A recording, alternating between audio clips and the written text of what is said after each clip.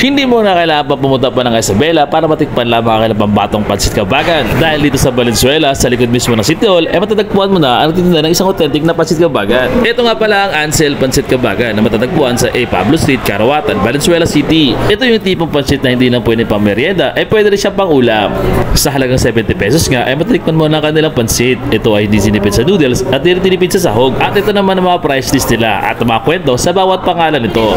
Kasi siya. Para hugot eh. Siya ang humugot para sa akin. Yung single po, love for yourself. Love for yourself. Love for your husband o your partner. Yung separated po, yung dating nagmahal na saktan at kumabilbo. Okay. Ayan po, yung squad goal, friendship.